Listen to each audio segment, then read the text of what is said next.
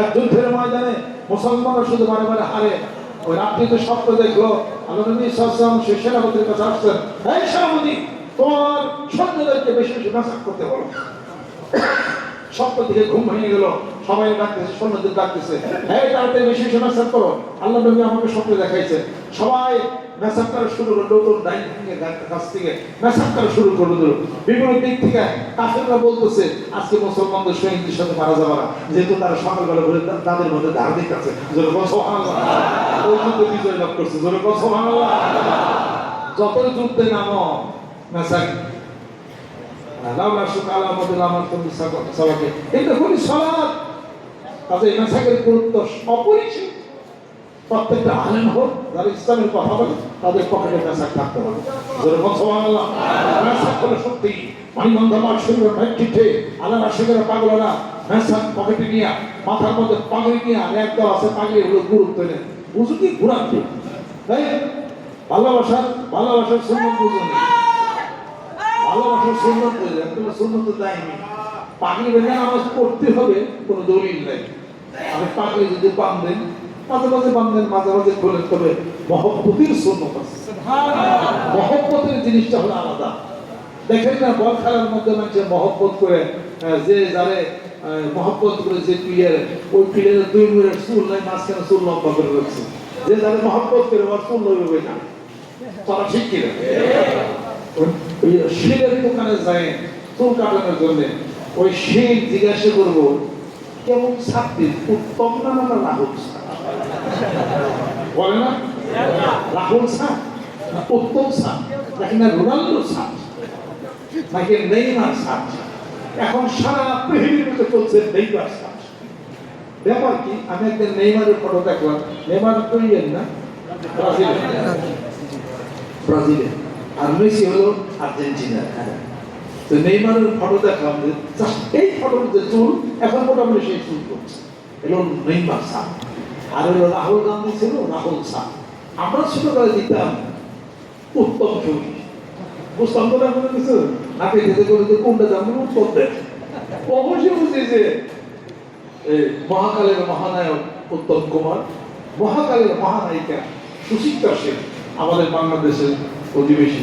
আমরা কত নাম করা মানুষ, কিন্তু তারে অন্ত্যেষ্টিক্রিয়া করে তাকে নেওয়া হয়েছে ভারতে। এটা হলো দুঃখজনক ব্যাপার। তাই কিছু শুভেন্দু অধিকারী সেবাবু বাংলাদেশি, উনি আবার ভারতে দেওয়ার বড় বড় গল্প দেয়, চিন্তা করা। আমরা এটাও শোনা গেল যে উনি গরুর বিরুদ্ধে বক্তব্য দেন, আর কোনো অনুষ্ঠানে গরু বুঝতেও খেয়েছে এক প্লেট, এটাও আমরা শুনতাম। সত্যবিত্ত পাইতেছে ভারতের কিছু সংকট শুনলাম, তারা প্রকাশ্যে যারা গরু জব করবে তাদেরকে খুব দাবড়ায় তারা, কিন্তু তারা আবার সুযোগ পেলে গরুর বুঝতেও খায়। ভগবানকে তারা জব করে তাদেরকে দাবড়া, ভগবান বুঝতে পারে খানকে পিঠে। আর কি একটা জাতি আপনারা, খারাপ আমরা বলি না। হ্যাঁ, ওই দেশে হলো, ওই দেশের মানুষেরা, ইন্ডিয়ার মানুষেরা ভগবান চুরি করে আমাদের দেশে গেছে, আর আমাদের দেশের মানুষরা ওই বটন থেকে ভগবান কিনে আনে, ওরা আবার ভগবান গেছে। পয়লা চুর করা, ভারতের লোকেরা পয়লা চুর, মাটা তোর ভগবান দেয় না, পয়লা চুরি করে বেছে, পরে আমাদের দেশের লোক সুযোগ পাইয়া ভগবান টাকাটা কিনে আনে, আমরাও যে ভগবানের জব করে খাই।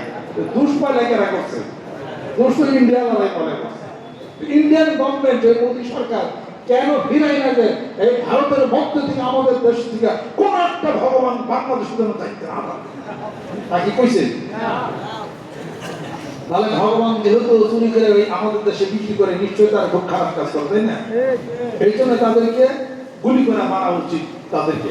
কেন ভগবান ভারত থেকে আমাদের দেশে আসে?